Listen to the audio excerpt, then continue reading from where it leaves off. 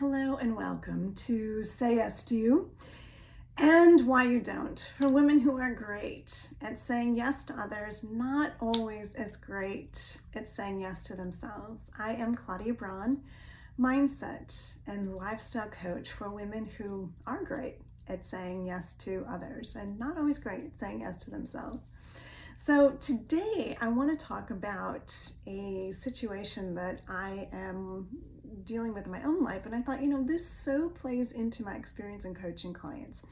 So I have recently adopted a little four-legged fur baby. His name is Kerwin. He's absolutely adorable. He's a little black Havanese. He's 6 years old. He was rehomed, and what I am doing is I am leash training him.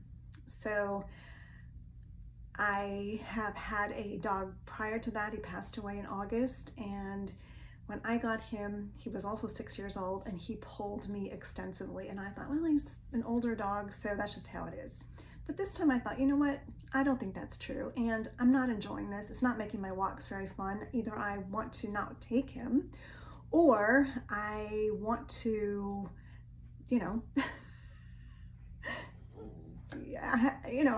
it's just frustrating. It's been frustrating. I thought, it doesn't have to be this way. So I am leash training Kerwin. And so I was thinking, oh my gosh, I love this as a topic for this week's podcast, because for any of you who has trained a dog just like a child, the challenges, the pitfalls of training are so much like the shifts and changes that we need to make within ourselves, right? So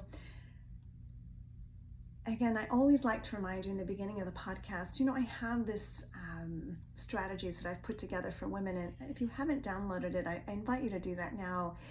And I make this reminder in the beginning because I know how easy it is to say you're going to do something and not do it. So I'm going to really encourage you to do it now. I've put together 3 strategies to say yes to yourself, and I will walk you through exercises that make it really easy to really get to the heart of being able to make shifts and changes in your own life. So do download it, and you can do that at www.freebie.claudia-braun.com. So again, today's topic, we are talking about this idea of training.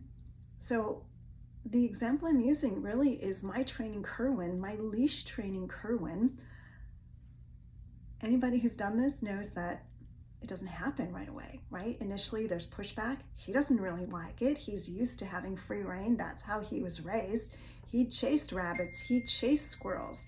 He was all about that. And that is where I am saying, no, not okay. You cannot smell everything on the ground, run after it. That's not how we're going to roll here. And it's the same thing with ourselves. Our mind is just like my little Kerwin, wants to chase after the squirrel, wants to chase after the bunny, wants to go after the next thing. And our mind takes us down that rabbit hole, that squirrel hole. And so what I also notice in taking Kerwin on these walks, which is maybe a quarter mile, less, it's maybe a half mile, it's exhausting. It's much easier to just walk myself independently without having to manage him and leash train him and discipline him. And so it'd be easier to just say, you know what, fine, chase the rabbits, I'll deal with it. And I understand why I didn't do it the first time, and why I see a lot of dogs that are not well trained, because it takes discipline, it takes focus, it takes consistency, and it can feel tiring, irritating. Should have gotten it already. What's wrong? Why hasn't he figured this out? What's wrong? He should know how to do this. Maybe he's not going to do this, so let's just forget about it and let it be just the way it is. That's how our mind is. Let's just forget about it. I guess it's just supposed to be that way. These patterns, these ways of being in our minds take discipline, take refocusing. Our mind wants to be all over the place. I have meditated for over 20 years, and I know that there are days that I can sit down to meditate and my mind is still and quiet, and I get inspiration, I get guidance, I get new ideas that come to me. There are other days that I sit down to meditate and I can see that my mind is going through what happened yesterday, what I'm wanting to think about for later on today. My mind is distracted. It doesn't mean I don't continue to meditate. It means that I do the best I can to pull my mind back. And there are days that it doesn't go as well as it does on other days. And what I know is it's about consistency. It's about continuing to show up regardless, knowing my commitment, my decision is to maintain a practice of clearing my mind, maintain a practice of developing my mind so my mind's not running me. Same thing like Kerwin. So he's not running me. I am in charge of him. He knows we walk together. He knows to focus on me and walk with me, not wherever he wants to go, so I am being led by him. And that's the same thing with our mind. It wants to pull us all around. It wants to have us worrying about what's going to happen in this situation, what did happen, what they said, rehashing, keeping us stuck in these patterns, these small ideas about ourselves, about we're stuck, we're limited, we can't do things. These old ways of being that we've had about ourselves will run us if we are not committed, disciplined, invested in making the changes. And to me, that is so important for our process of transformation, because it is a process of transformation. When we go from that place who's been giving to others to our detriment, giving to others without checking in with ourselves, is that what we really want to do? Giving to others, exhausting ourselves, making ourselves sick, gaining weight, all of the side effects of overgiving, not knowing even who we are, what we want. The more you give at the expense of yourself, the less you know what you need. You are just being run by that leash. You're being run by those thoughts in your mind that can feel like you have no control over them. And that is the illusion or lie of our mind, which says, you just have to be this way. You have to think this way. I mean, many times when I sit down to talk with somebody for a first time, they'll say, well, that's just how I am. And know that when we say that, that's just how I am, that's a belief that we hold.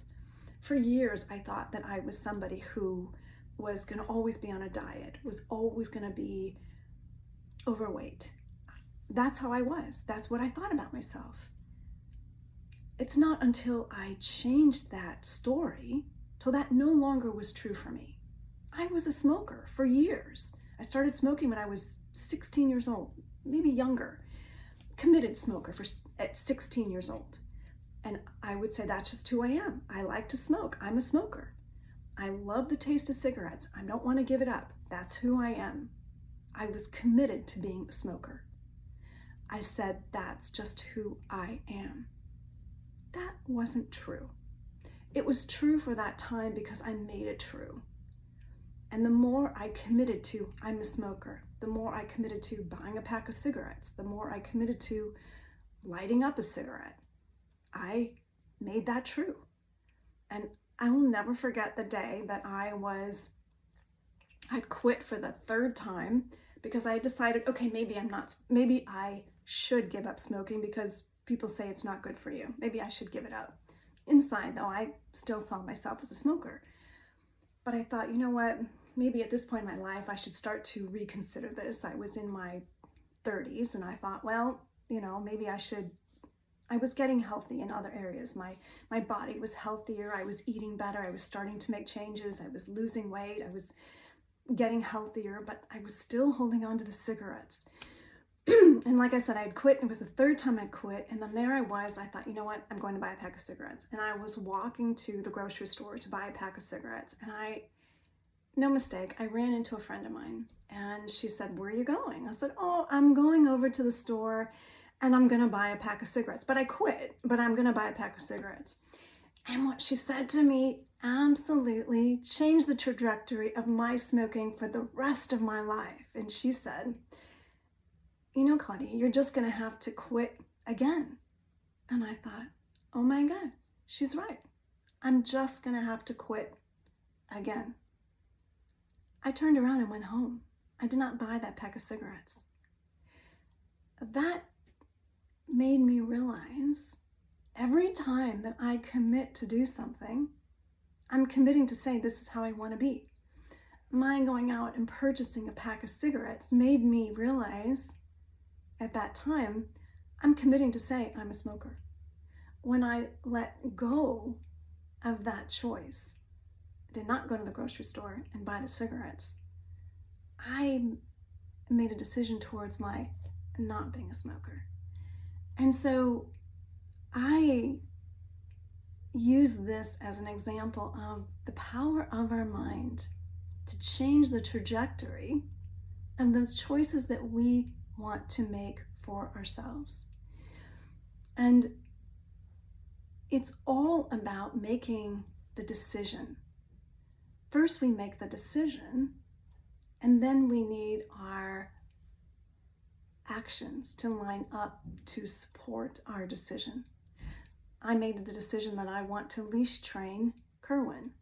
So now my actions have to line up with it. Every time I get up and go take him for a walk, I have to know that I can't just go, you know what, I don't feel like it today, so I'm going to just let him run. It's like, well, okay, then he's not going to be leash trained. That's just not going to happen then. If he knows that he can run wild, he's not leash trained. He's not going to be leash trained.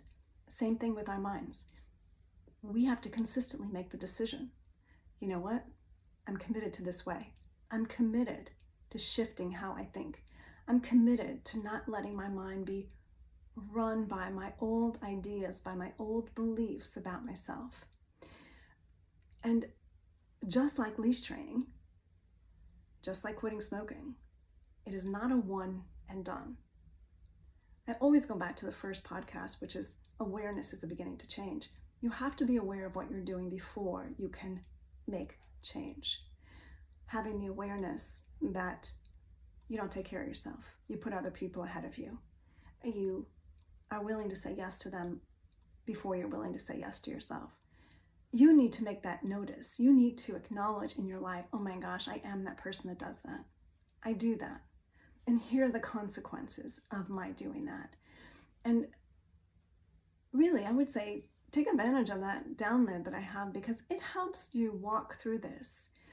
And the way these changes start to happen is by your willingness to commit to this process, which if you are feeling just like I felt by being dragged by this leash, that this giving your time away, this giving your energy away to situations that you don't necessarily want, and you're feeling the negative consequences of it, fatigue, exhausted, not as healthy as you know you could be, time that you don't have for yourself. Perhaps your health isn't in order in the way you wish it was.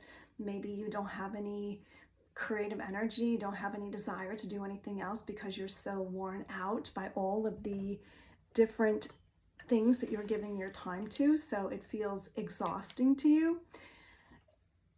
This is the consequences, right? We don't change unless we experience the pain and the consequences of what we're doing.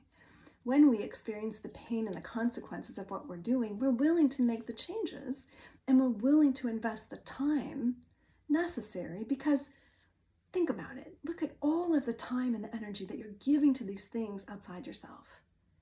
And the truth is, you can give to others But the only place that you can really, really, really change things is within yourself, because who but you has the power to change? It's you. And so I really invite you to consider where you can start to make a decision, make a commitment to starting to turn this around and really see where you can up your own game for yourself. Being run by your busy schedule, whether it's your family, whether it's your business, whether it's your community, letting that overrun your internal commitment to yourself has consequences, has lasting consequences. The more you give all of your time, all of your energy to outside things that is not about you, the more you are going to feel the expense of that. And as one of the women I spoke with said, I'm not happy. I feel run around by it. I'm giving. I'm bored by it. I mean, it's not interesting. It's not fun. I'm being run by work. And even if those things can feel like you're putting together social events, you can feel exhausted by that. You can feel tapped out. And this is about really giving back to yourself and seeing where you can bring that energy to yourself that you are giving to others. Because in everything that we are giving to, we are expecting something in return, right? There's a consequence, but there's also a reason why we do these things, right? There's a payoff. There's a payoff for giving extensively to somebody else. There's a payoff in always being the one who people rely on. And only you know what that is. For some people, it's, I want to feel important. I want to feel needed. I want to feel like I'm the only one that can do it. I want to feel that feeling of satisfaction that they could rely on me. And when you balance that with the consequences of that, is it worth it? That really only you can answer that for yourself. But I know in the women that I work with is that they've come to know, no, it's not worth it because of all that they're giving away and the expense it is to themselves. And I also want to differentiate. I did a workshop and somebody said, well, aren't people going to be mad at me, or I don't want to be such a selfish person. So know that there's a difference between giving to yourself and being selfish. And many times, I think women buy into that idea. It's selfish to give to yourself. But the truth is, it's selfish not to give to yourself, because you don't take care of yourself, you exhaust yourself, don't eat well, don't sleep well. Eventually you burn out. You burn out, someone's going to have to take care of you. Someone's going to have to do what you were doing. So you don't really do anybody any good by giving at the expense of yourself. It is possible. And you can do it. I have clients that do it. I do it. Take care of myself. My clients take care of themselves, and they give to their family, and they give to work, and they give to their community. But as it said, you cannot give from an empty well. So if your well is empty because you're giving, know that you cannot not be affected by that. Balance is essential. So today I want to just bring home the idea and the message of the importance of giving this energy back to yourself, the discipline, and know that it's not a one and done. This life that you have committed to is not a sprint. It is a marathon. It's about consistency. The relationships that you've developed. You've been consistently giving. That's why people expect that from you. So it's about this willingness to have the joy and the delight of giving back to yourself. And if this is a struggle for you, which it can be because, it can feel frustrating that you start to do something and then you find out, your mind isn't that excited about this. Somebody asked you to do something. You had said you were going to pause. You're going to do something different. You weren't going to say yes automatically, or you weren't going to, invest in that thing. When you did it anyway, you gave your money away or gave your time away. You're struggling with that. Reach out to me, because this truly is my passion and my desire. And I know that I have tools and strategies to help you do things differently. But know that no matter how long you've been in these patterns, these cycles, it can change. Just like, as they say, you can't teach an old dog new tricks. It's not true. You absolutely can. They are extremely teachable, as are we. Doesn't matter where you are in the cycle, in your life cycle. I have worked with people in their 20s through 70s. All along, people have an ability to change. The only requirement is a desire and a commitment to do things differently. So, today, what is that place in your life that needs a little more self-discipline? Where do you say it's just going to be too much work to do it? Because it's just about a willingness to start. And I say, frequently when I'm interviewed on a podcast, they'll say, well, where should somebody start? And I say, start at the beginning.